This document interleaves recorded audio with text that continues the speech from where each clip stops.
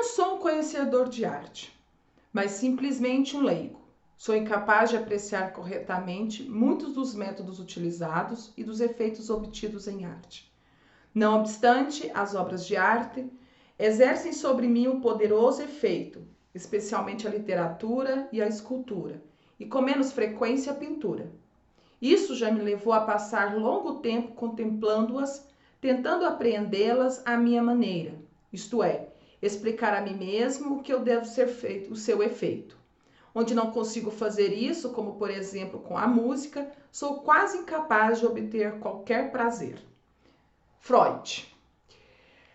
Essa nota de Freud foi feita em 1914. Curiosamente, é um período em que Freud está desenvolvendo e amadurecendo as suas ideias a respeito de uma nova ciência, que é a psicanálise, o qual ele fica conhecido como pai, e também uma outra forma, né, de representar a compreensão sobre o mundo surge, que é o cinema.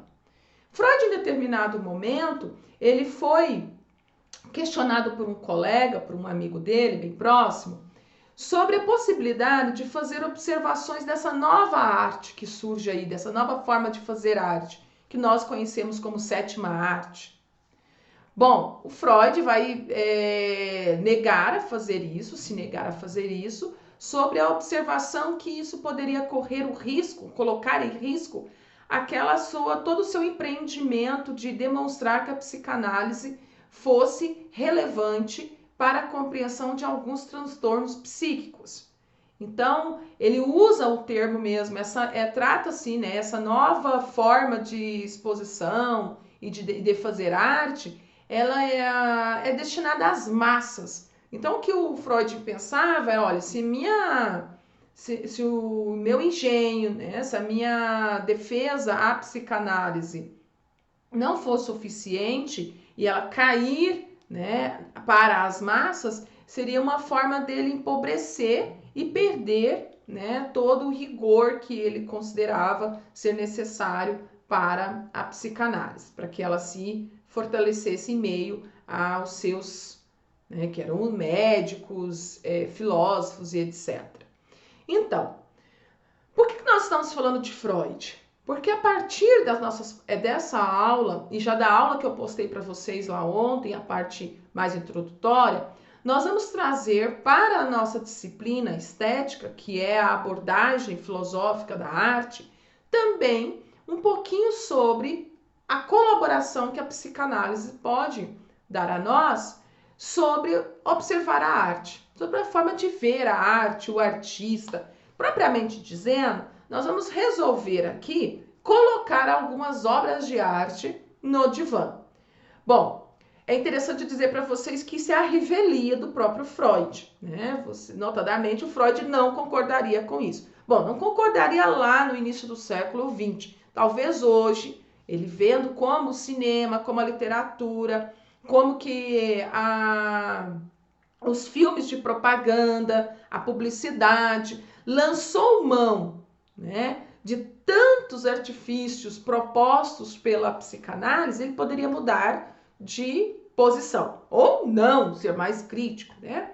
Mas o que interessa para nós é destacar que a revelia ou não do próprio Freud, pai da psicanálise, a psicanálise lançou sobre o cinema vários personagens, vários roteiros que hoje incorpora o nosso cotidiano, o vocabulário do nosso cotidiano. Então é muito comum nós usarmos termos como neurótico, né, sociopata, histérico, termos próprios do campo da psicanálise, certo?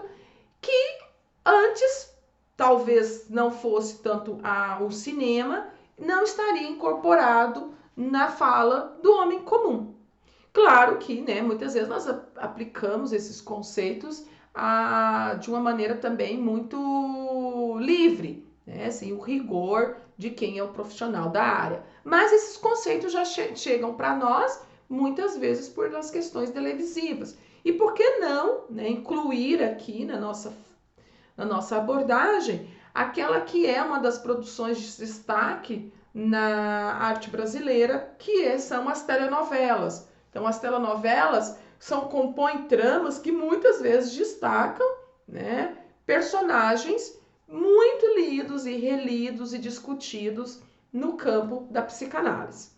Bom, de que modo nós vamos fazer isso? Né? Então, se vocês leram o material que eu disponibilizei ontem lá, vocês vão observar que eu dei um destaque já para o cinema. Talvez já para contrariar o Freud, já que ele dizia que o cinema não era interessante naquele momento ali, certo?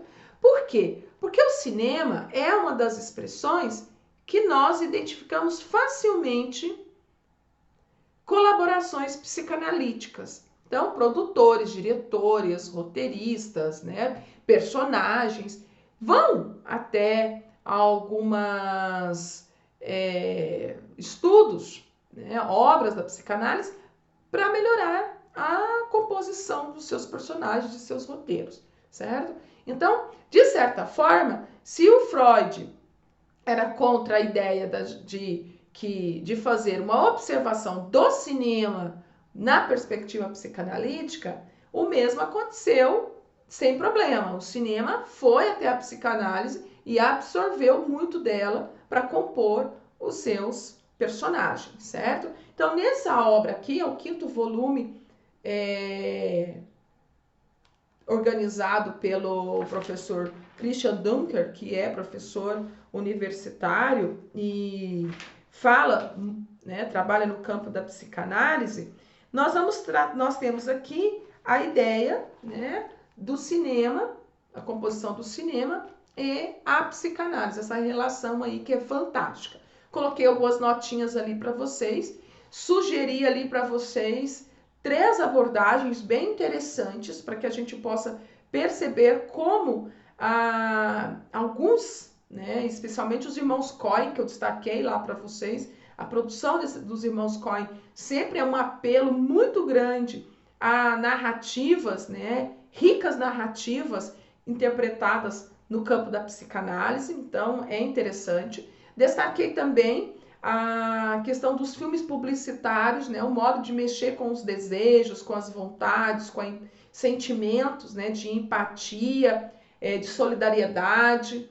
Destaquei também uma outra forma de trabalhar as imagens, que é uma campanha publicitária da Dove, né, que vai trabalhar sobre a questão mesmo da composição da imagem da mulher, e que é bem interessante, a gente pode fazer, né, dela surgir vários desdobramentos, a forma que a gente entende o corpo humano, não só propriamente o feminino, mas especialmente o feminino aí no comercial.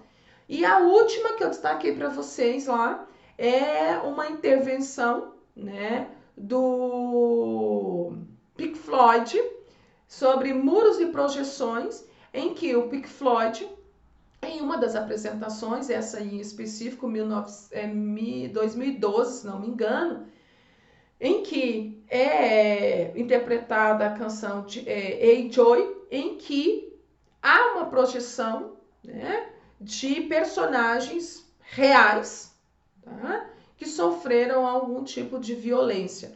Então, nós temos a música, né, curiosamente, que o Freud diz lá que é algo que ele não conseguia absorver muito bem. Nós poderíamos pensar a música como uma forma de lazer, mas ao mesmo tempo de engajamento, que é o que acontece aí nessa interpretação do Pink Floyd. E a partir daí ela gera uma espécie de sentimento, de engajamento, diferente daquilo que talvez a princípio nós pensemos que uma música, né, promova, certo? Então, nós vamos continuar trabalhando, né, direcionando o nosso olhar, a visão filosófica para a obra de arte, mas trabalhar a questão da racionalidade, dos sentimentos, do comprometimento, mas nós vamos aliar a isso também a abordagem psicanalítica, que tem muito a colaborar conosco. E a partir daí também nós vamos trazer outros importantes colaboradores, da psicanálise. Jung, que é um contemporâneo de Freud, que por muito tempo viveu ali bem próximo de Freud, colaborou, né? Na verdade, eles tiveram trabalhos que um colaborou com o outro, mas por questões de conceituais, aprofundamento da psicanálise, eles acabam distanciando. Temos também um outro fantástico, né, defensor da psicanálise, representante da psicanálise, que é o Jacques Lacan. Nessa meio também nós vamos ter aí 2 outros filósofos fantásticos, que é o Deleuze e o Guattari, certo? Derrida também, e Elizabeth Roudinesco. No Brasil, a gente tem outros, como eu mencionei para vocês, o professor Christian Dunker, que são, né, pensadores tanto do comportamento humano, tá?